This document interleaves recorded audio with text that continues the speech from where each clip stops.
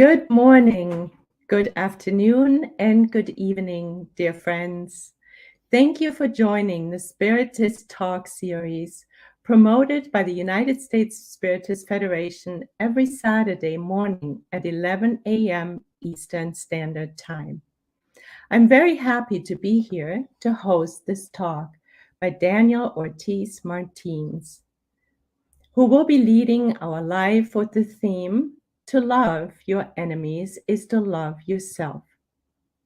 I would like to take a brief moment to announce two U.S. Spiritist Federation programs. First, the Initiation into Spiritism virtual course. This course is meant for those who want to learn or review the basic principles of Spiritism. Tomorrow, October 9th, will be our last live Q&A. The complete course is available on our YouTube channel.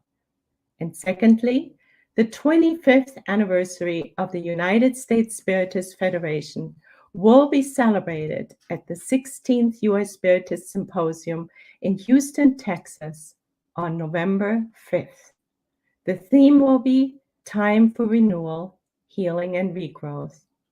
The symposium is for the whole family.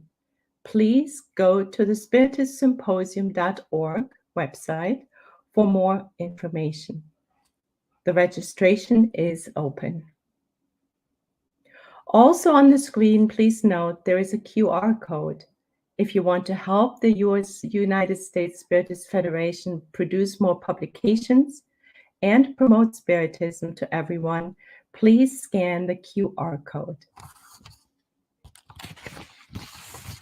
Now back to Daniel.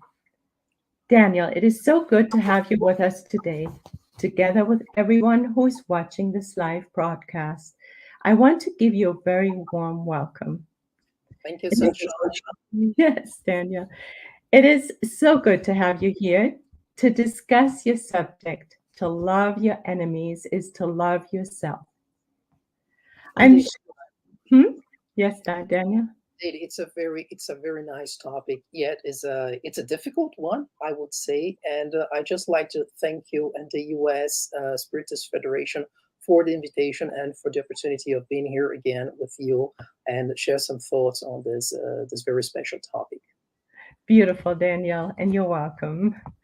I'm sure you're as eager as I am to hear from Daniel. Before he starts to enlighten us in the next hour, please allow me to formally introduce him. Daniel Ortiz Martins, Daniel, is a chemical engineer with a master's degree in marketing and a master's science degree in nanosciences and advanced materials. Daniel has been living in Belgium since 2009. He has been a Spiritist since childhood and has been working in the Spiritist movement in Belgium for about 10 years. Nowadays, Daniel is a member of the board of directors of the Center of Spiritist Studies Camille Flammarion in Brussels, where he's also a speaker and has many other responsibilities. That's it. Thanks, Sunshine. A very nice introduction. Thanks a lot. Yes, please. We're excited to hear your talk. Thank you so much for being here, Daniel. Okay, very good. So as you mentioned, Sunshine, so today I'm going to speak about the love of enemies. So to love your enemies is to love yourself. So I've got here in the agenda today, this topic is really based on the Gospel according to Spiritism, the chapter 12, Love Your Enemies. And I will open with some thoughts on what the modern and analytical psychology says about the love of enemies, Jung and the love of enemies. Then I'm going to go back in time by 2,500 years and have a look at what Buddhism says about the understanding and the love of enemies. Then I will go to the Gospel and have a look on what the Gospel says about the love of enemies and what we should understand by love of enemies. Because sometimes there's some misunderstanding of the word love in this context, in the context which Jesus mentioned this statement.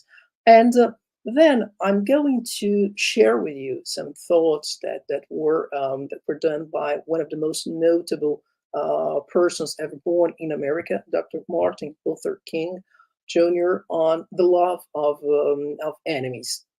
And to enter the final part of my presentation, a few words on hatred.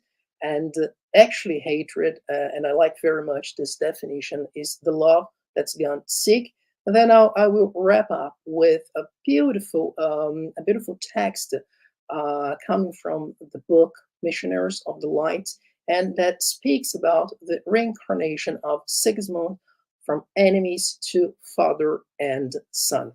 So, if we have a look on what Carl Gustav Jung said about the love of enemies, so he opens by saying something that is really important and really interesting for our evolution, by saying that the acceptance of oneself is the essence of the whole moral problem. And this is something that 1 year ago we discussed together with you about how to deal with our inner shadow and our inner lights as well, and how they coexist, and how one can get along well with the other.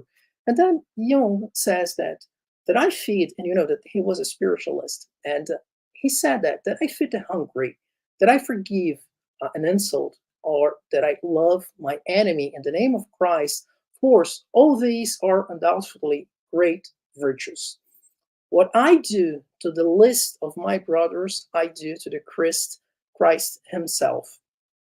But what if I eventually discover that the least among them all, the poorest of all the beggars, and the most impudent of all the offenders, the very enemy myself, resides inside of me? That all these elements, they are within my heart, within my soul, and that I myself stand in need of the alms of my own kindness. What if I discover that myself, I am the enemy who must be loved? What then? What should we do? And then Jung finishes by saying, we say to our brother, or to the brother within us, Raka, and condemn and rage against ourselves. And this is really powerful. This is really strong. And if, as I mentioned to you, if we go back in time, 2,500 years, and we have a look on what the Buddhists say about understanding and loving enemies, the first question that they ask, and for me it's a key question: why do we have to love our enemies? And more important, how can we do that? How can we love them? One of the things that is really interesting in Buddhism is that it teaches understanding as the basis of love. I mean, when you're mindful, or as they say, when you have a very attentive mind, you start to realize that your neighbor is suffering. And then, if you have a little bit of love in your heart, a little bit of compassion in your heart, you can see that suffering, and suddenly you do not want that person to suffer anymore. And this is something we are going to see a little bit later in the slides when we talk about the reincarnation of Sigismund. When we start to see the suffering in others, compassion is born, and we no longer consider he or she as an enemy. We can love our enemies. This is a fact. This is true. The moment we understand that these so-called enemies, they suffer, and the moment we understand we want that suffering to stop, he ceases to be, or she ceases to be, an enemy. And this is a very nice reflection that we have here. When we hate someone, we are angry because either we don't fully understand that person, or we don't understand his or her environment. And the habit of having a comprehensive, a thorough look leads us to the following conclusion: if we had grown up like that person under the same circumstances and having or suffering the same experiences, and if we had lived in that environment, we would be exactly like him, exactly the same. If we had gone through the same paths, if we had worn the same shoes, most probably we would act the same. And that kind of exercise leads to a certain understanding, and that understanding eliminates our anger, eliminates our discrimination, and suddenly that person there is no longer our enemy, and we start to be able to love that person. To love our enemy is not possible unless she or he is no longer seen like that. And the only way to do that is through a thorough analysis of the person and of the situations. I mean, that particular person caused you a lot of pain in the past. Yes, that person did harm me or my family or someone else. But the right attitude, if we want to be a bigger person here, the right attitude is to ask why that happened. And when we do that, we realize that when someone is unhappy or when someone is in pain, that happiness or that pain spreads around ourselves, spreads around that person. We should never ever underestimate a person that is unhappy or is in deep pain. When we learn the art of understanding, the art of compassion, and the art of tolerance, we will suffer much less and we will inflict much less suffering around ourselves. Looking at living beings with compassionate eyes gives us a wonderful feeling, and we really start to feel integrated to the higher life, to our higher selves. And it is through this practice that suddenly our suffering diminishes and progressively ceases. Why I'm telling all that? Because now I want to show you where these teachings cross with Christianity. Now we forward time by 1700 years, more or less, and we have a look on what Francis of Assisi said about love, about forgiveness, about understanding. So no one can love without forgiveness. No one can forgive without understanding. So we need to analyze. No one can understand without analyzing. And this analysis can only be done with good sense if we experience fraternity, kindness, benevolence, goodness in our hearts. Schematically speaking, so if we want either to love ourselves or to love our loved ones or our enemies, we need to learn to forgive. We need to learn to understand. We need to learn to analyze. And we need to develop fraternity within our hearts. Having said that, let's have a look on what Jesus mentioned about the love of enemies. We have a look on Matthew's Gospel. We are going to see the statement of, "You have learned that it was said, you shall love your neighbor and you shall hate your enemies."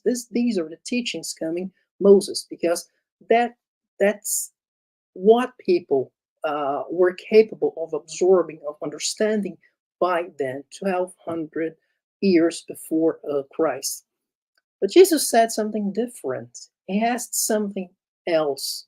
He said, "Love your enemies, do good to those who hate you, and pray for those who persecute and malign you, so that you may be children of your Father who is in heaven.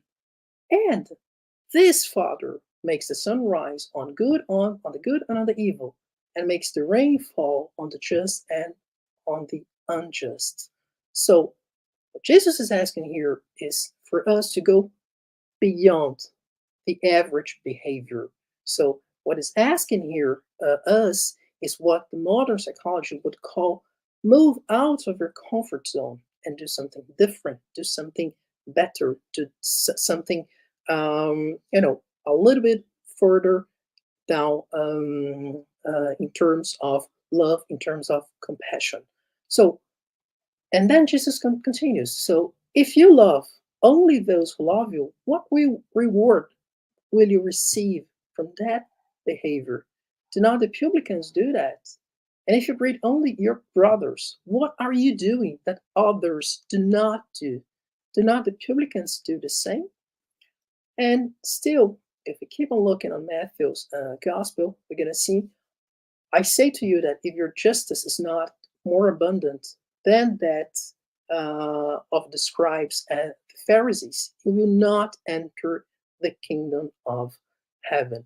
Again, Jesus asking us to be a better person and to go beyond the average behavior.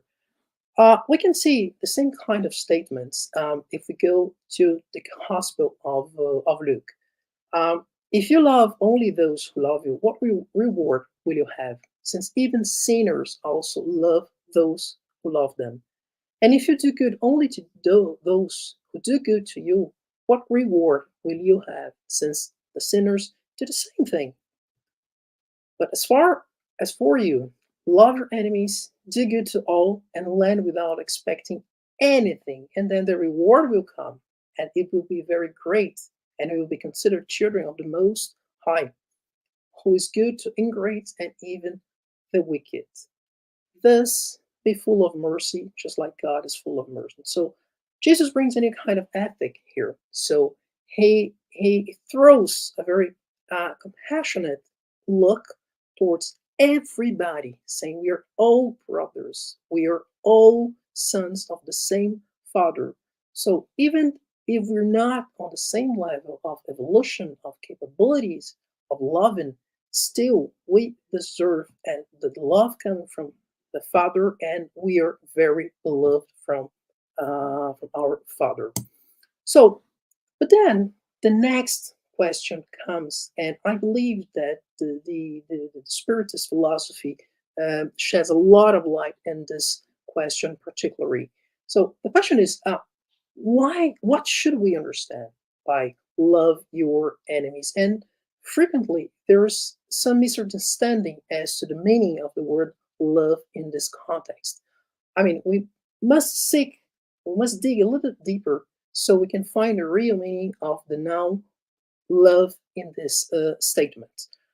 So the love for the enemies is something that develops gradually, little by little, in stages, within our limitations and according to our possibilities. Jesus did not mean that we must have for one's enemy the tenderness that one would have for a brother or for a friend.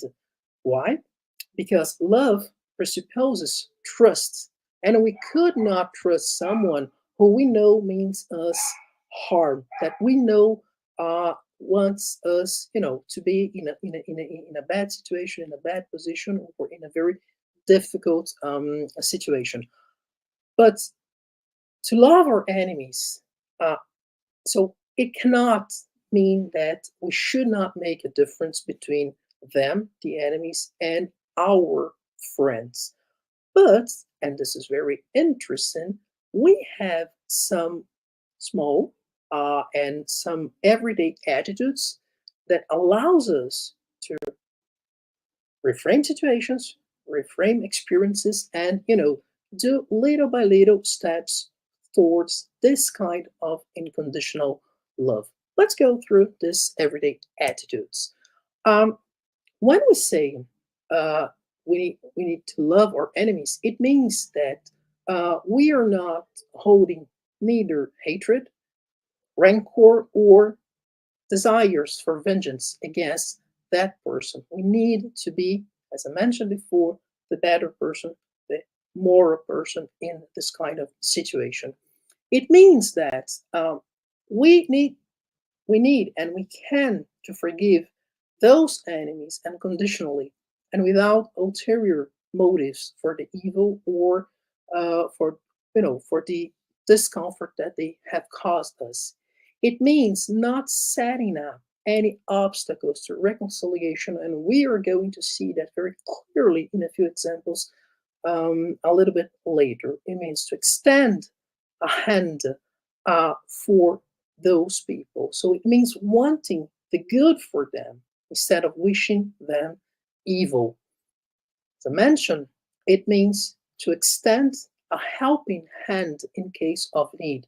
And this is exactly what we were seeing a few minutes ago. So when we look to the person and we see the suffering and we see just a brother or a sister in need, and we just go there and help that person, despite our differences, despite our visions that sometimes are quite opposite.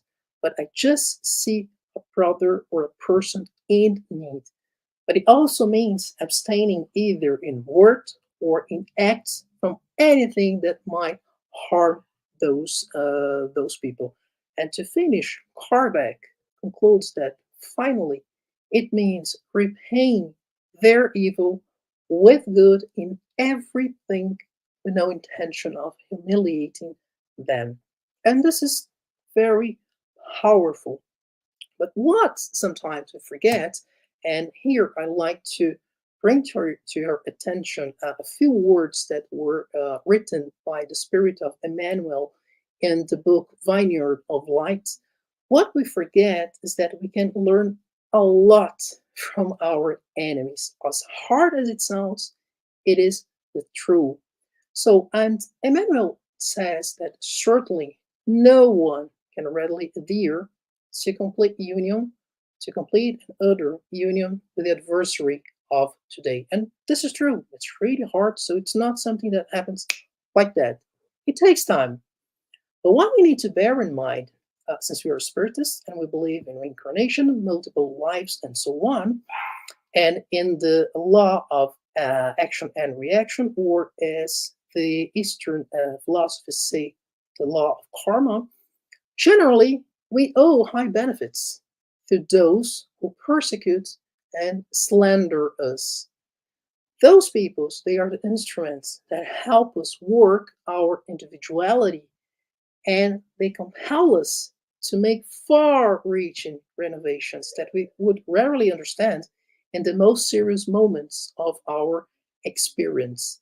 So, as he mentions here, so these are the people that point out our weaknesses, our deficiencies, and our needs, that have to be met in the tasks that we are performing. And by the rudeness of the enemy, the man, usually turns red and indignant at the same time. And these people, they are courageous doctors who provide us with corrective. But it's really difficult to accept that. And, and sometimes you could argue by saying, okay, but Emmanuel, in another life, he was a Roman senator, he was a politician, he had a lot of enemies and so on. But if we go back 170 years ago, roughly, and we have a look on the Spirits book, and we go to the question 919a, it's really nice to see what Saint Augustine said about our enemies. And Saint Augustine was one of the largest collaborators of the works with Kardec and so on. And he says, in these very words, seek to know what others think about you, in the process of self-knowledge, and do not neglect the opinion of your enemies. Why? Because they have no interest in disguising the truth. That's true. Frequently, God places them beside us as a mirror in order to warn us more frankly than a friend would do. So this is quite interesting to see how our enemies could be some sort of leverage for our evolution, for our enlightenment. And to continue on that thoughts, I would like to share with you something that is very special. And this is the extract of one of the most beautiful sermons given by Dr. Martin Luther King Jr. And that happened on November 17th, 1957, in Montgomery, Alabama. And it was about loving your enemies. He opens with a very nice question, a very important question. Why should we love our enemies? So it's a difficult question. And sometimes it's quite hard to find good reasons for that. And he starts developing his speech by saying that the first reason that we should love our enemies is this one. Hate for hate only intensifies the existence of hate and evil in the universe. That's true. We know that. So if I hit you and you hit me, and I hit you back, and you hit me back and go on, we will see that that will go on ad infinitum. It just never ends. Somewhere, somebody must have a little sense, has to take the high road, and that's precisely the strong person who does that. And this strong person is the one who can cut off the chain of hate, the chain of evil, the chain of wickedness. So somebody must have at some point in time morality enough to cut it off and inject within the very structure of the universe that strong and powerful element of love. So in a way, love is the antidote here that will provide us healing from our hate or from hatred in general. And if someone does not have sense enough to turn on the beautiful and powerful lights of love in this world, the whole of our civilization will be plunged into the abyss of destruction. And this is true. We are seeing what's happening right now in the world with wars and so on. Man must see and must realize that force begets force. Hate begets hate. Toughness begets toughness. And on the other hand, charity generates charity. Kindness generates kindness. And goodness generates goodness, and so on. But if we, keep on this spiral, on this descending spiral, ultimately, what is going to happen is that we will all end up in destruction for all and for everybody. So somebody must have sense enough and morality enough to cut off the chain of hate in the universe. And that you can do only by love. And here, there's another reason why we should love our enemies. And that is because hate distorts the personality of the hater. We often think about the hated one, but not about the hater. The hater destroys himself progressively with his own hate. It is even more tragic, it is even more ruinous and injurious to the individual who hates. And this is true. When we just begin hating somebody, we will begin to do irrational things. You cannot see straight when you hate, and this is true. You can't walk straight when you hate. You can't stand upright. Our vision is distorted. We become a pathological case. We are ill when we are hating someone. For the person who hates, everything turns upside down. The beautiful becomes ugly. The ugly becomes beautiful. The good becomes bad. The bad becomes good. For the person who hates, the true becomes false, and the false becomes true. So everything is not in the right order here. So, and that's what it does to us. That's what hate does to us. We can't see right, period. The symbol of objectivity is completely lost, and hate destroys the very structure of the personality of the hater. And this is why Jesus says the way to be integrated with yourself is be sure that you meet every situation of life with an abounding love. Never hate, because it will end in tragic, neurotic responses. And when we have that in mind, we will realize that hate at any point is like a cancer that gnaws away at a very vital center of our life and our existence. So it's like, corroding acid that eats away the best and the most beautiful and the objective center of our lives. So, like says Jesus, love, because hate destroys the hater as well as the hated. And now, and there's another reason more for us to love our enemies. Love has within it a redemptive power. So it's the concept of antidote. Again, and this power, that's the one that eventually transforms individuals. If we do not love, we have no tools, we have no way to redeem people from their situations or from the lack of love. So, because if we hate our enemies, we have no way to redeem, we have no way to transform those people. And there's something about love, and we need to bear that in mind. This something builds up and is creative. And there's something about hate that tears down and is destructive. So love your enemies. That's what he mentioned. And in order to extend that a little bit more, so I like very much the vision of this Brazilian author. His name is André Moreira. He's a doctor, he's a spiritist speaker as well. And he wrote a book called Reconciliation with Oneself, with Family, with God. Fortunately, there's no translation to English. And he likes to think that if we analyze the people we hate, whether in the present or in the past, these people, they are not irrelevant to our lives. And those people certainly played an important roles in our lives. It is understandable that we want to punish a person. Okay, that person caused us harm, was someone who was in a position that, that someone abused that position.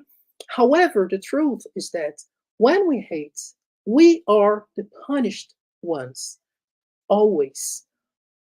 Because if there's still hate, it's because there was or there is still love. Where there's resentment, there once have been feelings, there once have been expectations, promises, interests, and wishes that at some point in time they were frustrated or they were unmet. And if the sorrow was still there, it's a sign that they are still alive in our hearts and in our souls. So, and I like very much this saying. This is something coming again from Buddha. Holding rancor is like holding a burning coal and hope that someone else will get burned. So it's like living every day with this darkness inside of us. So we keep living the pain, the betrayal, the aggression over and over and over again. So it's really hard. So in other words, it's like we remain chained to the very person we detest, we hate so much. And his or her actions continue to direct, to control our very present lives. We are not free when we hold rancor or when we hate. It is only when we accept, when we forgive and reframe our experiences that we are able to break the chains that still hold us back. And but the question that we can say right now is how we can do that, how we can forgive, how we can reframe all these experiences.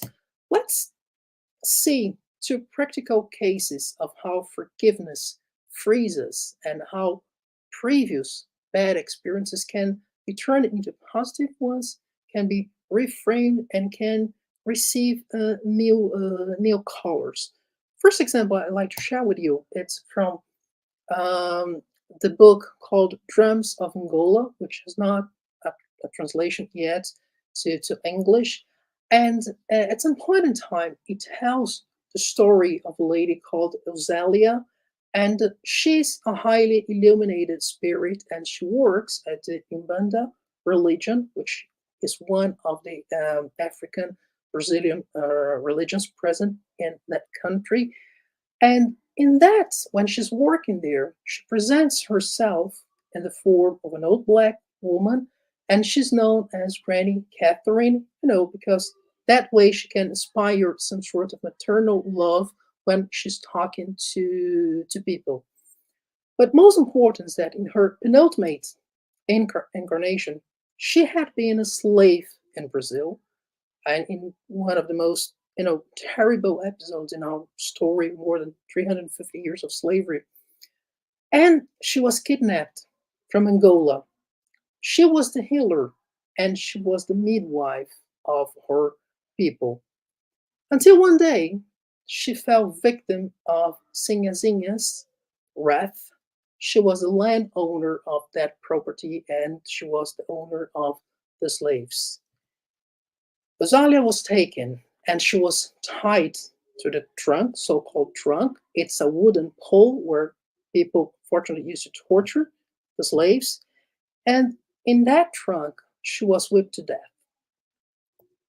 She was already an illuminated spirit and no rancor remained in her soul.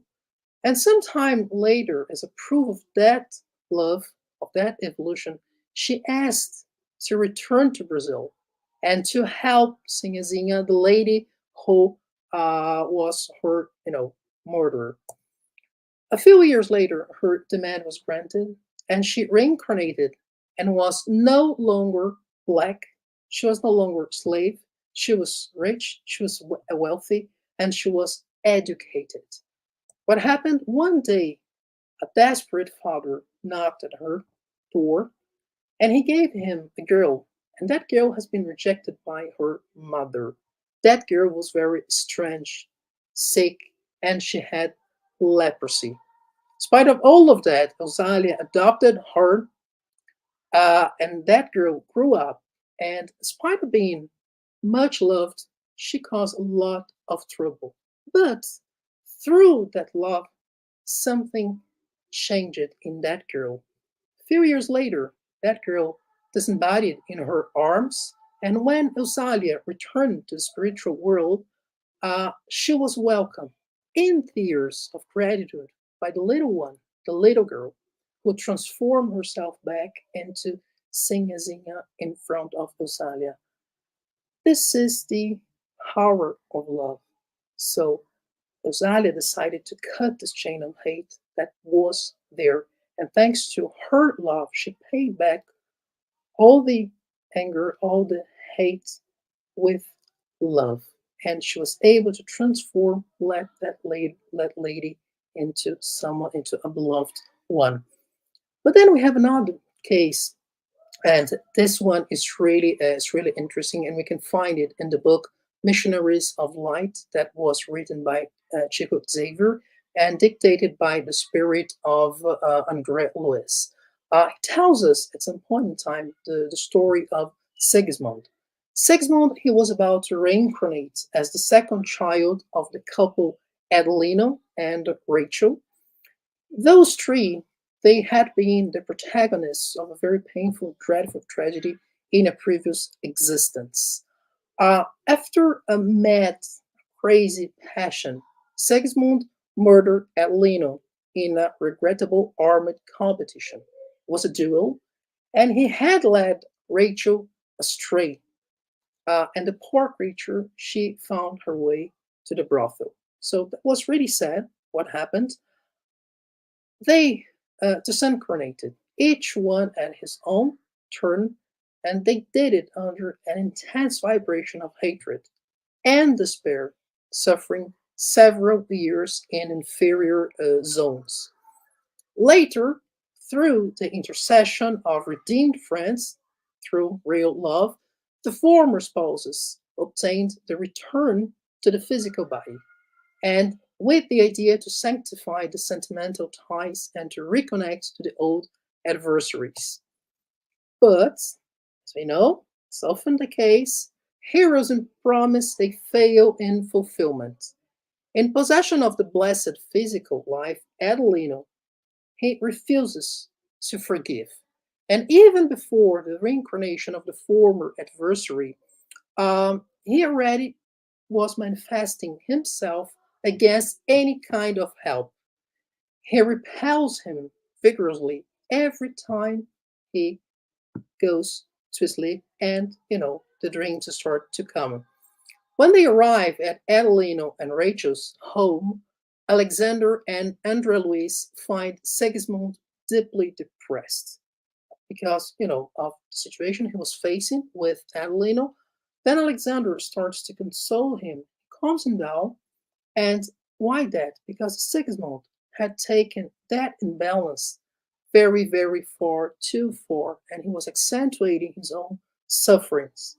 Alexander quickly intervenes so the tension can be relieved.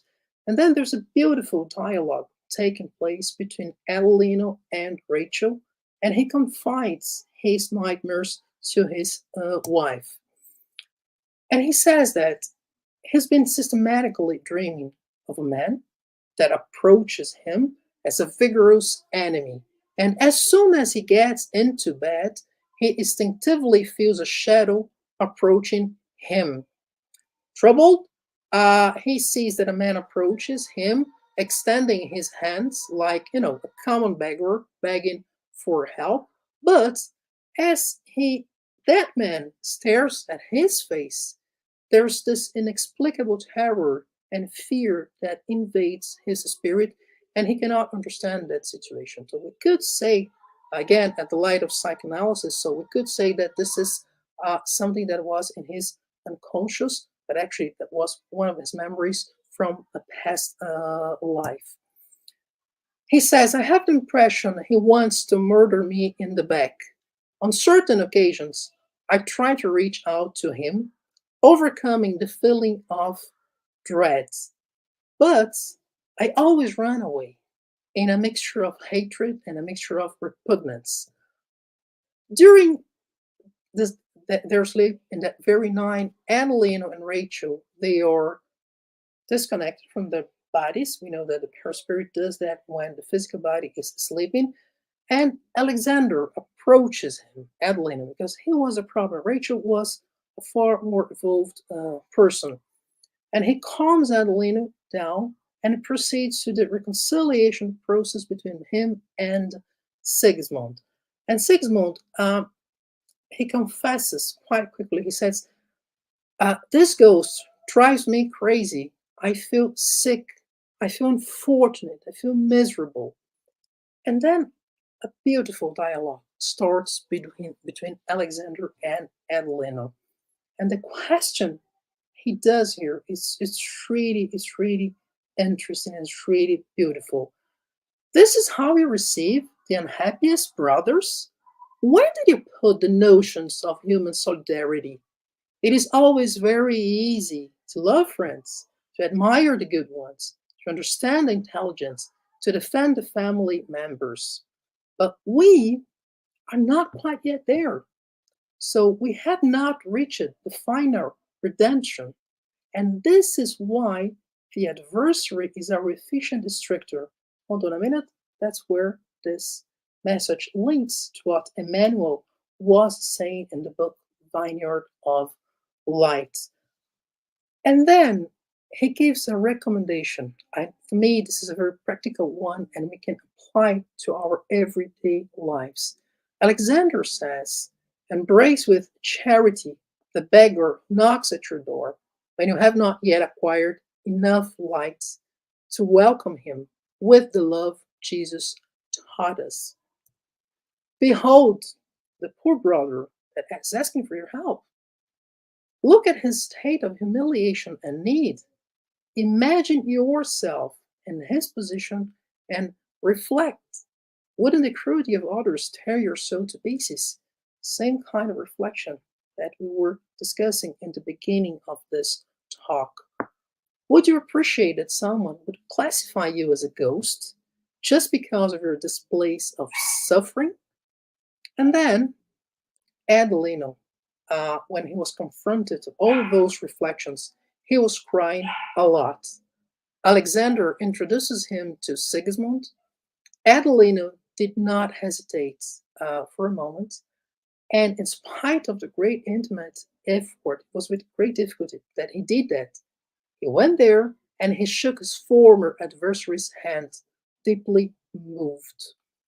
"Forgive me, brother," Sigismund said with infinite humility. And that's a beautiful scene that happened. "The Lord will reward you for the good you're doing for me." And then Adelina says, "You're welcome.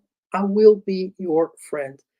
And then something that was unexpected happened. The former murderer bowed respectfully and he kissed Adelino's hand. I mean, one gesture means is worth 1,000 words. Sigmund's spontaneous act won Adelino over. That anguished and sad spirit couldn't be bad because he was just there. He just showed a lot of respect and he just kissed his hands with veneration and affection. And that's here that we see the power of forgiveness and the power of love, because then a singular phenomenon just took place. Adelina's spiritual organism seemed to get rid of heavy clouds, of a heavy crust that broke from top to bottom, revealing its luminous characteristics. A soft radiance now was hallowing his personality, revealing his high and noble condition. The forgiveness had been sincere, and those thick shadows of hatred were effectively dispelled and they simply disappear. And this is the end of my talk. I thank you very much. I leave you with this really beautiful message from Joanna of Angelis from the book Offering, saying that on earth, no one advances without the challenge of obstacles, provocations, enemies, and so on. What they accuse you of, they lack. And most important, ours is the task of light against darkness, of love against hate. This is what is expected from us as spiritists. They have become your enemies, but do not become anyone's enemy. Thank you very much. Thank you for listening. Daniel, thank you so much for your wonderful talk. Really helping us, helping us to understand the importance of humility, self-forgiveness, hetero-forgiveness, and of course, love, which all of this is an expression of. Exactly. So thank you. It's very touching. Yes. Yes, it's really good. Let me apologize. So because of the noise here, so I had some problems with my computer. I had to move from a different room. I'm sorry, it's not soundproof. Apologies for that. It was wonderful. We didn't even hear it. Your words were so important. We couldn't hear anything else. Thank you, Dan. It's very kind. It's very nice of yours. Thank you. You're welcome. So now we are open Questions, yeah. for comments and questions from the audience. And we have already a question by Yasko Aravakava. And she says, "Hi, by understanding we're imperfect spirits, still in evolutionary construction of their moral values, I wonder if the followers of Spiritism may be better off in loving their enemies." I wouldn't say better. It's a really good question, because sometimes I have the impression that, oh, we're spirits, we know a lot of things, and we could do this and that. But the things that I wouldn't say better off, but we are more accountable. We have more responsibility in the sense that we've been studying all these elements, all this philosophy, and the more you have in terms of lights, the more responsibilities you have. so you have on your shoulders. So actually, again, so at the end of my talk, I said that one gesture is worth 1,000 words. So, and I really like one phrase coming from Francis of Assisi, and he used to say that the gospel is there to be preached, if necessary, with words. So we need to give the example. So we have a lot of information, a lot of tools in the Spiritist philosophy that help us really, really a lot in terms of love, in terms of forgiveness, and so on.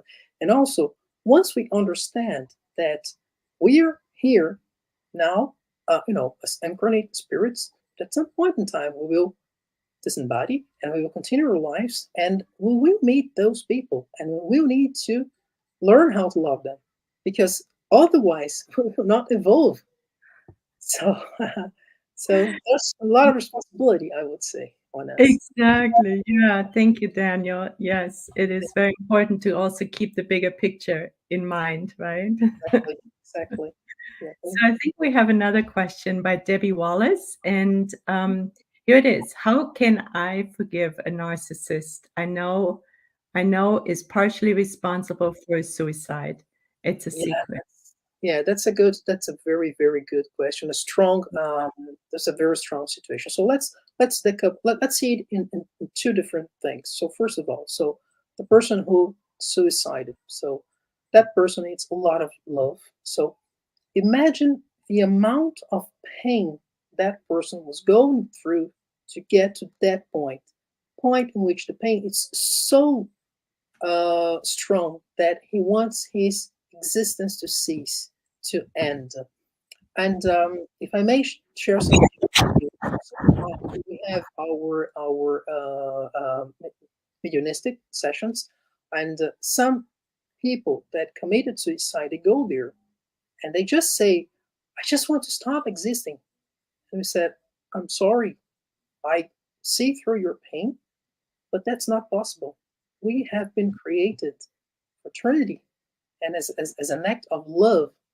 And so, first of all, a lot of love towards the person who committed suicide.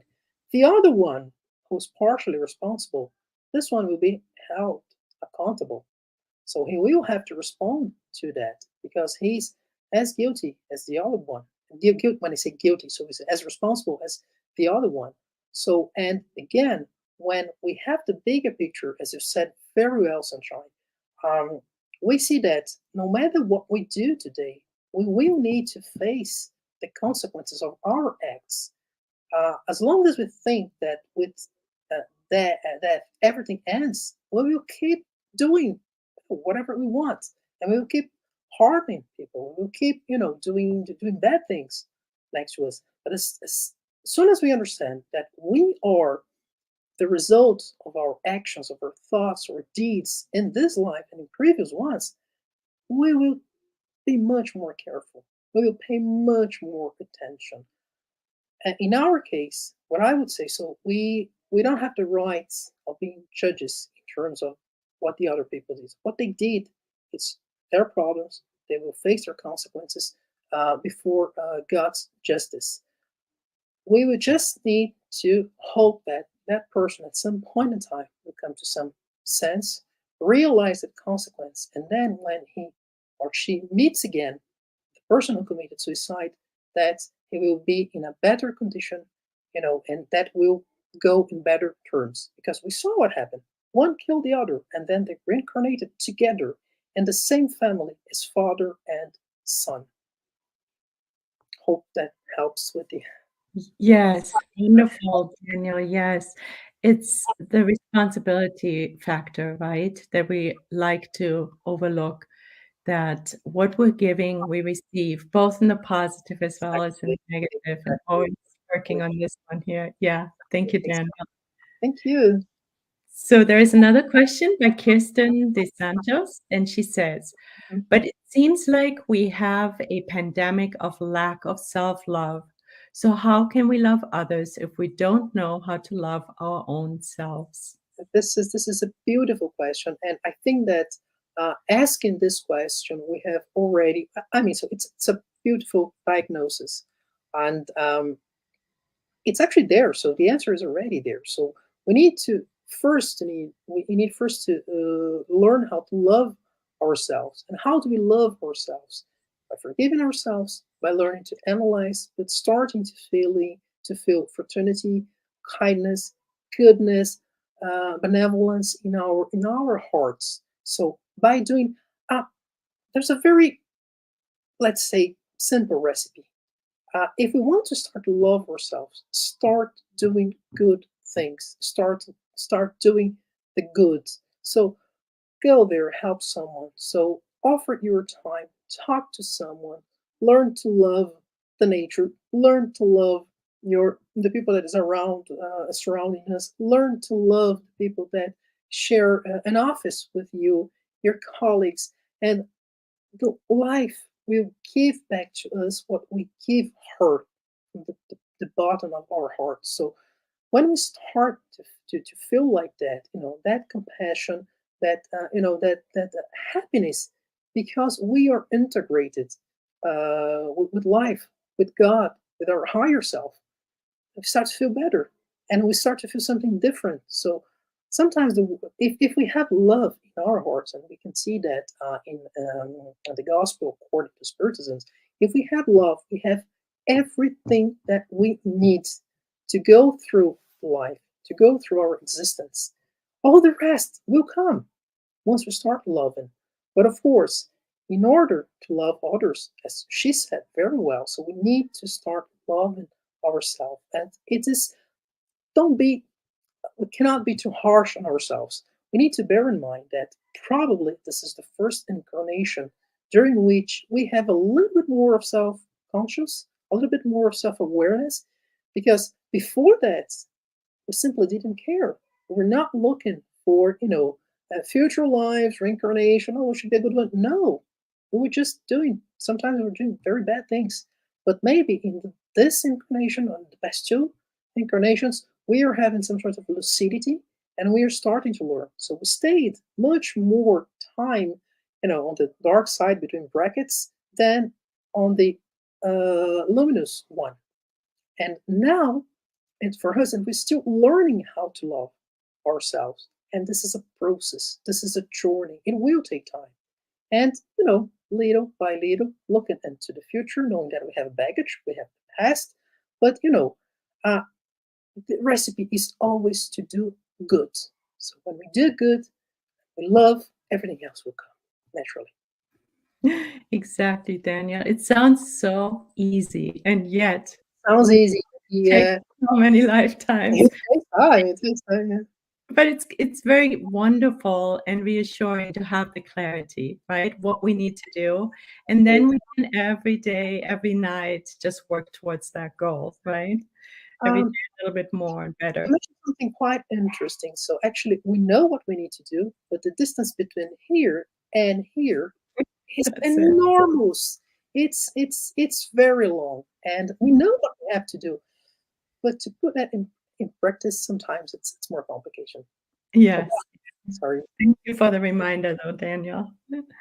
So there's another question from the US Spiritist Federation. When we consider that the enemy lives really inside of us, as Jung stated, and people like Byron Katie, who have developed methods of self-inquiry, and Jesus and Emmanuel allude to, isn't the work of self-forgiveness, self-understanding the most effective or only way to love our perceived outside enemies? That's a really nice one. That's a really nice one. Let me see if I can answer that. So the self forgiveness, the self understanding is really an effective way. But what we have to bear in mind again. So and again, someone asked something about our responsibilities or spirits better off and so on. So sometimes we think as spiritists we are better off than everybody else because we have access to information that some people sometimes do not have. But we need to bear in mind that God is a beloved Father, and He wants the good for every single son, every single child of His own in the world. We respond very well to the Spiritist teachings because there's something inside us that, is vibrating at the same frequency as the spirit is thinking. And this is beautiful. But as I mentioned to you, and that's what I like to do when I do my talks. I start to play with the timeline. So I go, we go back 2,500 years, and if we take into consideration the fact that Jesus is teaching us all this stuff through different people, through different missionaries in our existence, in the history of humanity, about 6,000 years, ever since we started to write. So sometimes the person who goes there and says something is a different one, but the content is the same. We saw Emmanuel, we saw Carl Gustav Jung, we saw Buddha, we saw Jesus, we saw Kardec, we saw Francis of Assisi. They're all saying the same thing. And God loves us so much that let's see to which method or to which philosophy you are going to respond better.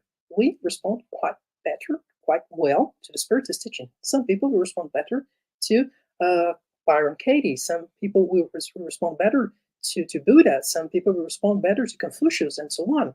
So, but the thing is that in order to ensure that the message gets through, our Holy Father from time to time sends different messengers, and these people, they ensure that the same message is spread around the globe, not only this globe, but everywhere. So I think it's hard to say that one is better than the other, but I think that we should say which one is the more suitable. So that person there will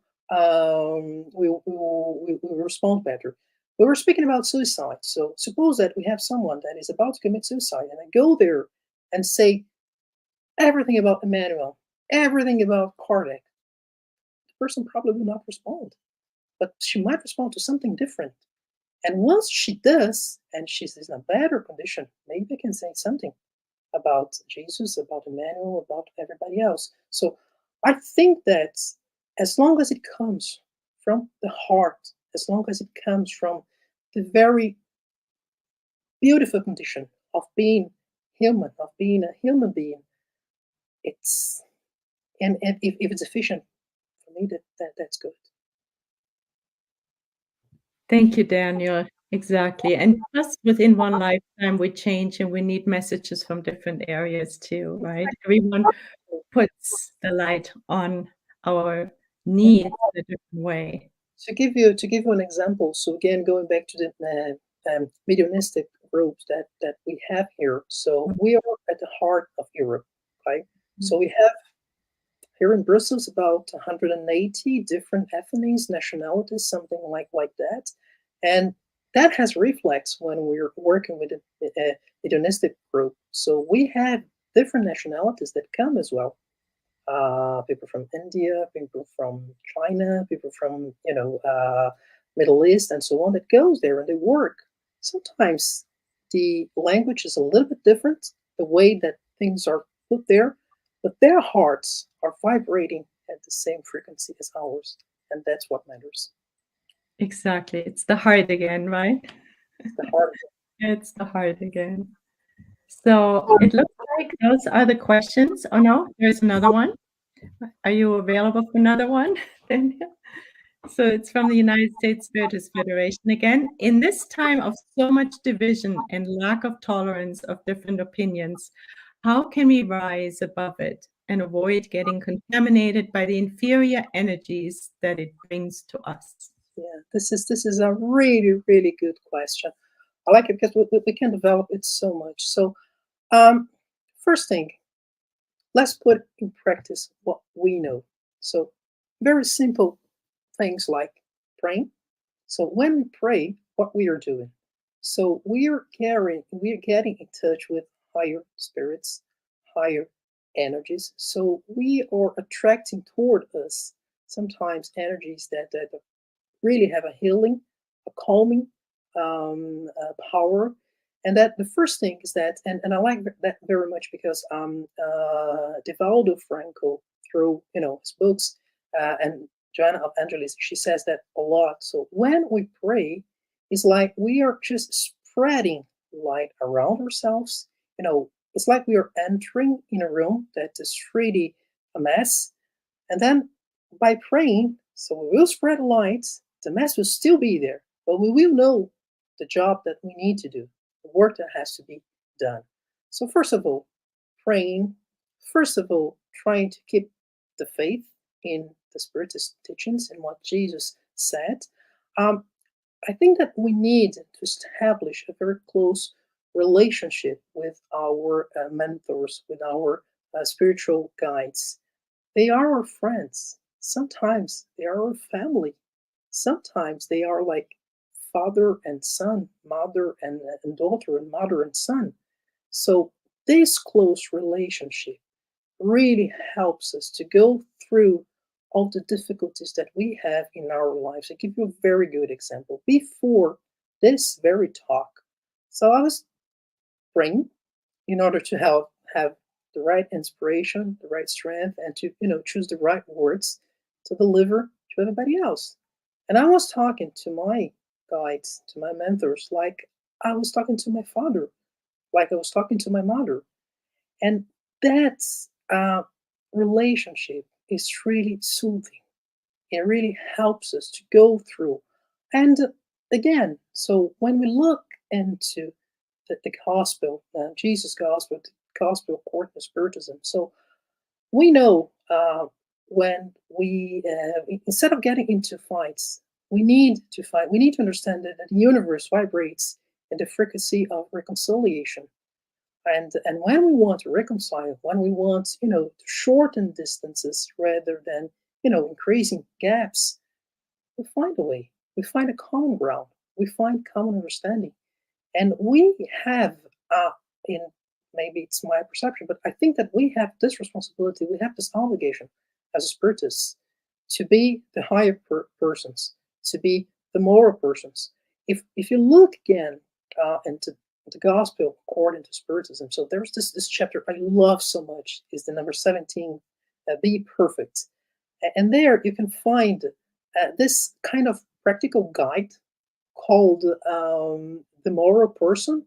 You have all the qualities of, a person that is really illuminated. And that's beautiful. We have, a very strong recipe there to develop, more illuminated spirits, better people. And really, when, in troubled times, I really like to read that extract. For me, it's one of the most beautiful in the Spiritist philosophy. Thank I you. hope that helped with the question, with the answers. Oh yeah, definitely. What I heard is prayers, and of course they connect us also to our hearts more, and also just rereading chapters, right? Just using the gospel, opening it up, and boosting our capacity to love more, right? Exactly, exactly. And the thing, I think that what we should tell ourselves is that how do we put that in practice? How do we, all those teachings, because we have a lot of knowledge in the Spiritist philosophy, but how do we put them into practice in our homes, in our jobs, in the universities, at school, in our family? How do we do that? I think this is the question that we have to try to answer every day. Yes, and I'm guessing charity is a good guideline. Exactly. Yes. Exactly. Yes, it is. Yes, it Yeah. is. And I think, do we have another question? No? Yes, we do. All right, and I think that may be our last one. So Oh, this that's a is good one. yeah, this is from the International Spiritist Council. What impact does hate or lack of forgiveness have on our physical and mental health? Yeah. So we had uh, two very strong examples during the talk. One coming from Martin Luther King, and the other one coming from the reincarnation of Sigismund. So if we go, we know from Spiritist philosophy that all our illnesses, our sicknesses, they start in our spiritual body, in our perispirit. So when there's some imbalance there, and if this imbalance remains for too long, so it will go through our physical body, and we will get sick, and we will have some consequences. The physical body works like a sponge to our spiritual body. So having that in mind, so if we keep on hating, if we keep on feeding the rancor, if we keep on feeding, this horrible situations, and leave and not forgiving, this will remain in us. This will remain in our spiritual bodies, and at some point in time, that uh, will be transmitted to our physical bodies. And also, when we keep feeding this chain of hate, what happens is that we will attract to us spirits from lower zones with very bad behaviors, with that sometimes are really inferior, and sometimes that they are really weak, and then they do not want us, to move forward, and we will be constantly assaulted by them. And again, and they will induce us a lot of different behaviors, sometimes even suicide, and then our minds will be troubled all the time. And when that happens, at some point in time, all the trouble will have repercussions in our physical bodies. When we see the reconciliation between Sigismund and his future father, what happened? When that forgiveness came, all the shadows, all the crust that was around him, it broke. And then the luminous part, the inner self, the beautiful one, had his place. He emerged. So, and this is how God sees each one of us. So we are like little diamonds. Sometimes we are covered in mud, but we are still the little diamonds. The divine seed is still there. The divine essence is still there. So, and the more we look for it, the longer we remain in this divine path and in this light, the better we will feel, and the better will be the repercussions on our physical and mental health. We love the image of the little diamonds. I like Yes. it very much as well. Yeah. Yeah, that's very beautiful. Thank you so much, Daniel. We've learned so much today from you, and we know what our path looks like, and we will be practicing. Thank you so much, Sunshine. It was a pleasure. I really enjoyed our talk. Thank you so much. Yes, so did we. Thank you so much, Daniel. Bye-bye. Yeah, so we have a few more announcements though. So we also want to thank our audience, everyone who was here today to watch Daniel's talk, and also those who have been following our weekly Spiritist Talk series. So now next Saturday, October 15th, we won't be having our regular live talk. Instead, we will be streaming live the 10th World Spiritist Congress, which takes place from October 14th through the 16th. For more information, please go to the United States Spiritist Federation website or to www.10, that's the numeral 10, CEM.com. So please join us next week for this special event. As we're about to end our live today, I would like to remind everyone again of the upcoming 16th U.S. Spiritist Symposium on November 5th in Houston, Texas. Make sure to register your whole family so we can spend a full day of learning more about Spiritism and sharing our life experiences and friendship. Let's also celebrate 25 years of the United States Spiritist Federation together.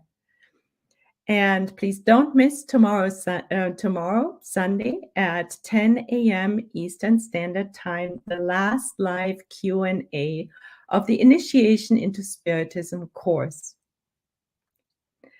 Before we close today, Daniel, would you please be willing to give us a closing prayer?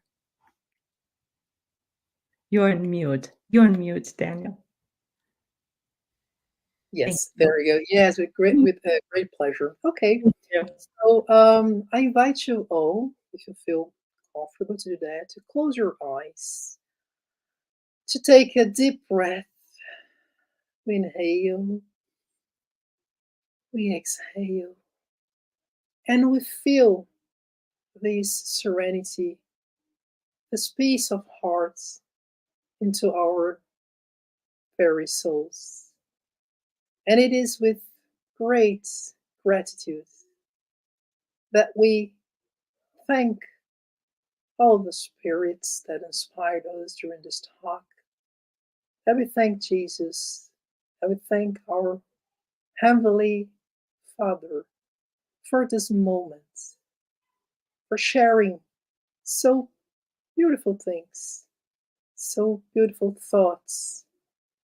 And we humbly ask God to give us the strength to continue on this path towards spiritual evolution. So be it. Thank you all. And so it is. Thank you, Daniel.